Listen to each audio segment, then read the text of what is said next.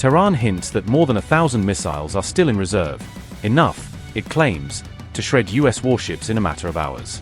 With 9,000 factories feeding its war machine, Iran is signaling one thing to Washington: you still don't know everything we've built.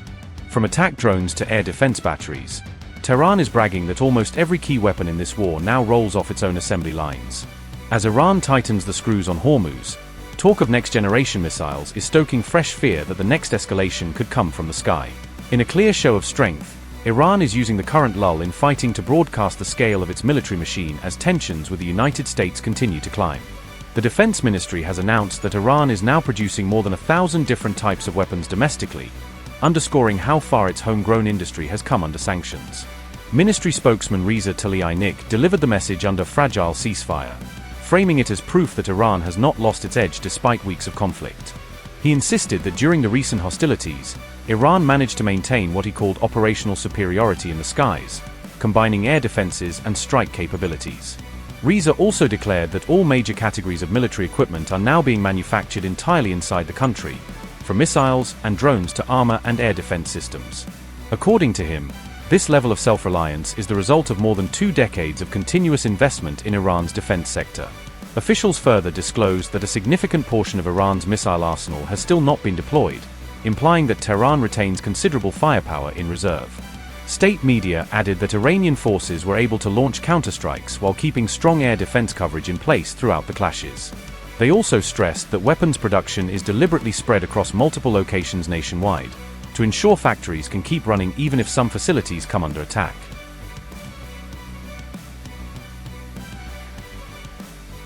This decentralized defense network, they said, allows Iran to maintain supply chains, preserve operational readiness, and continue military production across its vast territory. Reports also suggest that more than 9,000 firms are currently working with the military to support weapons development, logistics, and industrial coordination. Iranian authorities described this broad industrial ecosystem as central to the country's ability to sustain a prolonged war if tensions were to escalate further. Meanwhile, Iran's Foreign Minister Abbas Araghchi is in Islamabad for high-level diplomatic engagements as Tehran seeks to strengthen regional channels of communication.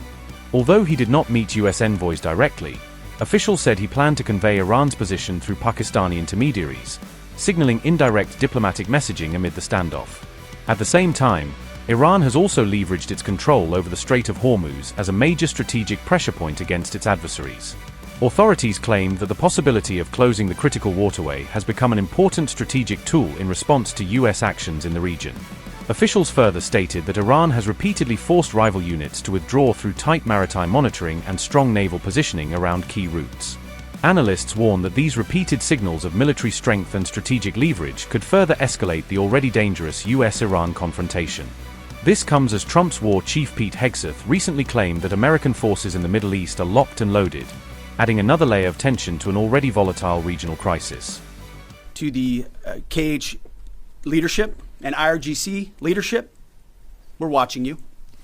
Our capabilities are not the same, our military and yours. Remember, this is not a fair fight. And we know what military assets you are moving and where you are moving them to.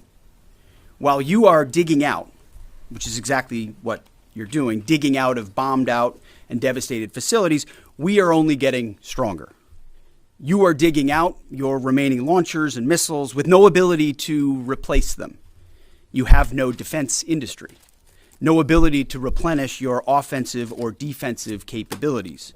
You only have what you have. You know that, and we know that. You can move things around, but you can't actually rebuild. You can dig out for now, but you can't reconstitute.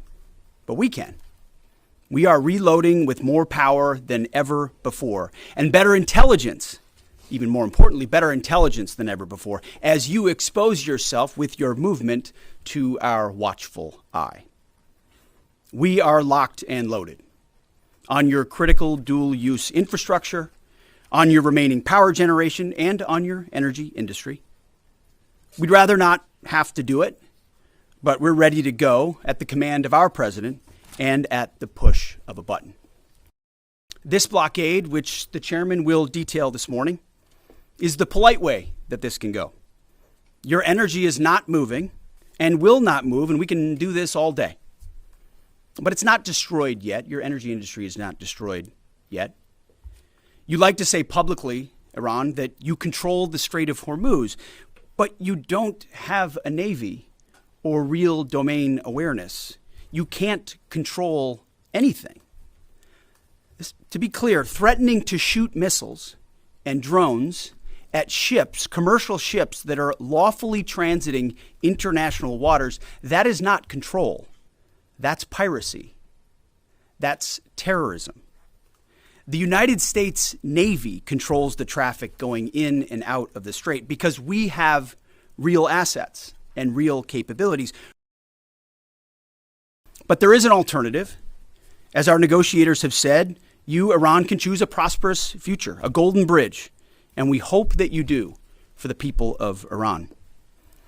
In the meantime, and for as long as it takes, we will maintain this blockade, successful blockade. But if Iran chooses poorly, then they will have a blockade and bombs dropping on infrastructure, power, and energy.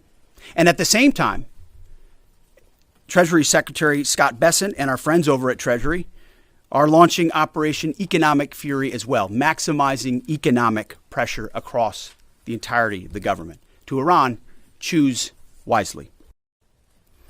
Speaking of choosing wisely, a note to the press corps, to the American media.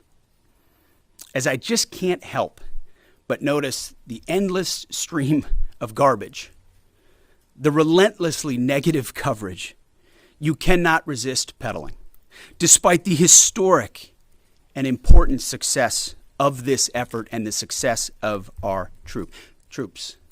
Sometimes it's hard to figure out what side some of you are actually on. It's incredibly unpatriotic.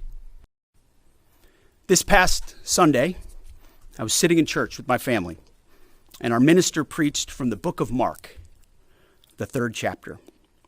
And in the passage, Jesus entered a synagogue and healed a man with a withered hand. The Pharisees came to watch. And as the scripture reads, they came to see whether Jesus, would heal him, or he would heal him on the Sabbath, so that they might accuse him. You see, the Pharisees, the so-called and self-appointed elites of their time, they were there to witness, to write everything down, to report. But their hearts were hardened. Even though they witnessed a literal miracle, it didn't matter. They were only there to explain away the goodness in pursuit of their agenda.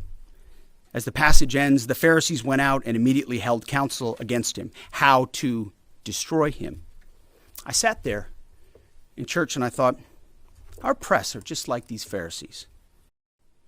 Your politically motivated animus for President Trump nearly completely blinds you from the brilliance of our American warriors.